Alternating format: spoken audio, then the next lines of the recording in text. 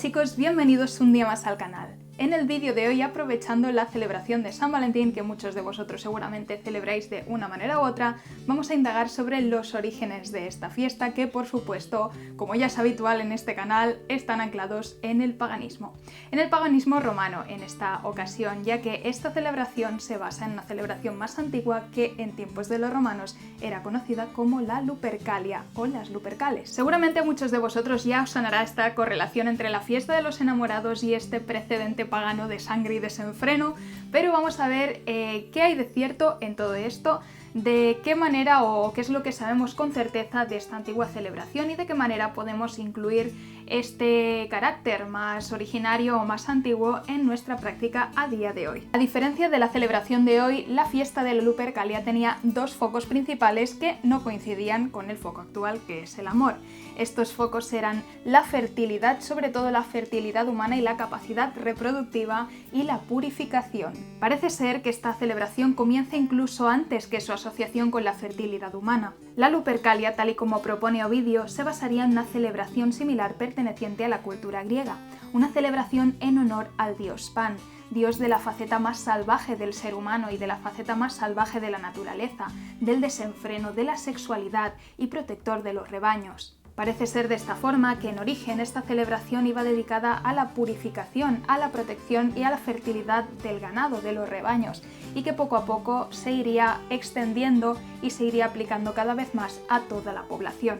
Realmente podría englobarse dentro de esta agrupación de celebraciones indoeuropeas de esta época del año en las que se busca la purificación de la comunidad para dejar atrás el invierno y poder renacer nuevamente en primavera con una fertilidad renovada. Un carácter, una motivación que ha quedado muy palpable todavía en muchos carnavales de carácter más antiguo de la península ibérica. Pan es un dios al que principalmente se le han asociado dos animales que permanecieron en la adaptación romana de la celebración, el macho cabrío y el lobo. Mucho se podría hablar de las connotaciones de estos animales, pero el macho cabrío, por ejemplo, representa sobre todo las fuerzas del caos, la sexualidad, la capacidad fecundadora, y Pan muy frecuentemente se representa con atributos de macho cabrío. El segundo, el lobo, responde a su faceta de dios de la naturaleza salvaje y protector de los rebaños. Él es el lobo, él decide si el rebaño vive o muere. Además, el lobo es un animal muy ligado al ámbito otónico y a los ritos iniciáticos, que son dos aspectos más a los cuales se ha relacionado mucho este dios. Todo esto pasó a la cultura romana a través de su interpretación, y la Lupercalia se dedicó al dios equivalente en la cultura romana, a Fauno Luperco. Entonces, bien, ¿qué es lo que sucedía durante la Lupercalia? En la Lupercalia, dos cofradías de sacerdotes adolescentes, los Lupercos, guiados por un magíster, se dirigían al Lupercal, a la gruta sagrada en la cual se decía que en el mito de la fundación de Roma, Rómulo y Remo, los fundadores de Roma, habían sido amamantados por la loba Luperca. En esta celebración, dada la asociación de Fauno Luperco con los lobos, se creía que era el dios realmente al que había mantenido con vida a esos niños a través del animal. Llegados a dicha cueva se sacrificaba un perro y, según la fuente, a uno o varias cabras o bien a un macho cabrío, como estamos viendo, animales asociados al dios. Mientras tanto, las sacerdotisas vestales repartían entre los presentes panes elaborados con el primer trigo de la cosecha anterior, probablemente en un rito de regeneración del viejo ciclo para el renacimiento de la futura cosecha. Acto seguido se elegía a dos de los lupercos desnudos y con el cuchillo ensangrentado se les manchaba la frente. Después se tomaba una muñequilla de lana mojada en leche y se les enjuagaba. Hecho esto, los lupercos debían estallar en una estruendosa risa. Parece ser, o las hipótesis dicen, que todo esto podría venir a representar un rito de nacimiento, la sangre, la leche y después la risa. Se simbolizaría así haber renacido a este nuevo ciclo o a esta nueva identidad. Los lupercos eran vestidos únicamente con las pieles ensangrentadas de los animales sacrificados, de las cuales también se hacían unas correas que servirían para flagelar a la población. Eran así renacidos en forma de lobo y de macho cabrío, recibiendo en ellos al dios Fauno y ejerciendo como sus representantes. No olvidemos que los disfraces, sobre todo con pieles animales, tienen por finalidad la pérdida de la identidad habitual y la toma de una nueva identidad, en este caso el teriomorfismo, la transformación transformación en los animales que representan o la toma de algunos de sus atributos. De esta manera comenzaba la persecución por toda la ciudad, en la que los lupercos flagelaban a aquel que se encontraran por delante. Algunas hipótesis indican que en la versión griega más antigua de la celebración, este recorrido por la ciudad lo harían los pastores con sus rebaños en una especie de procesión de purificación. Sin embargo, en época romana ya era la población la que era perseguida por los lobos, por los lupercos, en un rito de purificación colectiva. Tenemos muy en mente el dolor y la flagelación como una herramienta de purificación perteneciente al ámbito del cristianismo, pero muchos otros pueblos lo han entendido también de esta manera y lo han usado de esta manera antes. Al final, a través del dolor o de la flagelación, lo que se busca es matar esa parte de la persona que debe morir para que ésta pueda renacer.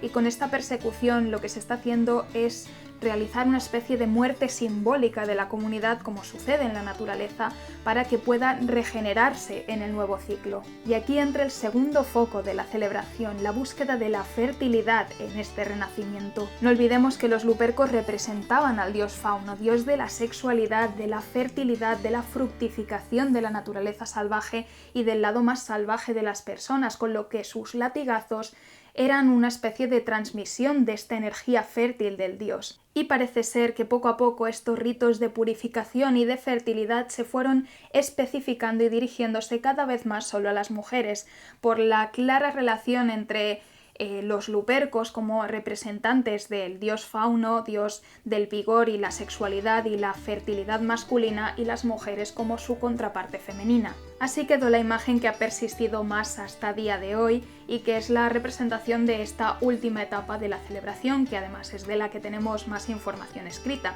en la que las mujeres se ofrecían a ser flageladas por los lupercos a fin de obtener fertilidad para el año. De hecho, en Roma surgió el siguiente mito para explicar toda esta práctica.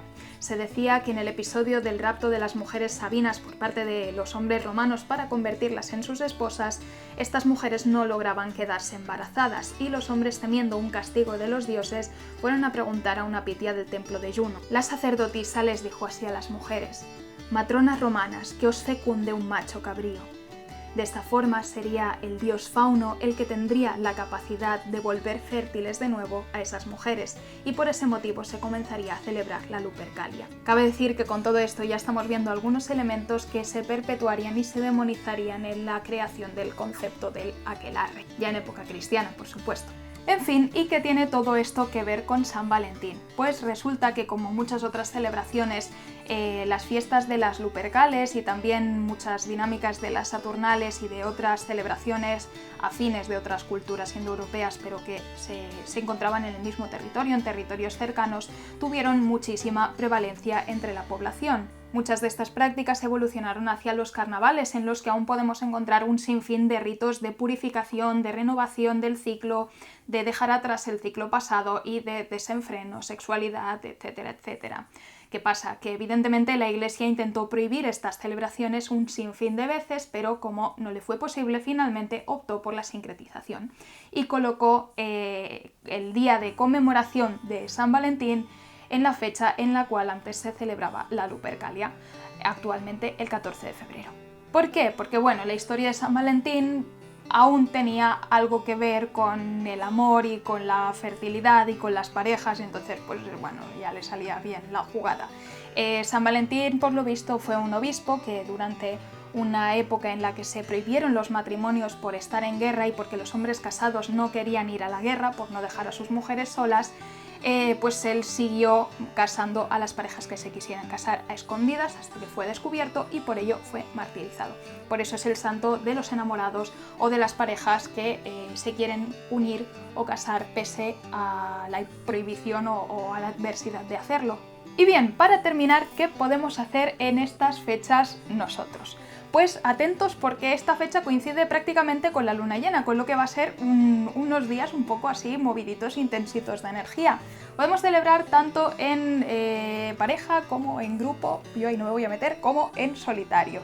Esta noche será magnífica para ritos de amor propio y de fertilidad. No olvidemos que la fertilidad en el ámbito mágico no solo refiere a la fertilidad de tener hijos, sino a que cualquier proyecto o cualquier elemento de nuestra vida que nosotros queramos que crezca y que fructifique. También hemos visto que es una gran ocasión para los ritos de purificación, de dejar atrás la energía del invierno y del viejo ciclo y prepararnos para la llegada de la primavera, para los ritos de magia amorosa, para magia sexual, para magia de fascinación o de glamour, es decir, para aparentar ser o proyectar una imagen más atractiva hacia los demás, y para aquellos que practican también la magia de sangre, que evidentemente con esto no nos estamos refiriendo al sacrificio animal, no, para nada, sino al uso sencillamente de sangre propia en ciertas prácticas mágicas o rituales. Sé que no es plato de buen gusto para todo el mundo, pero es una buena ocasión para ello y yo sencillamente lo digo.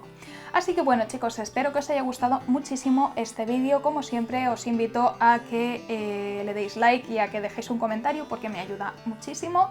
Y pues ya está, nos vemos la semana que viene. Muchas gracias a todos y hasta pronto.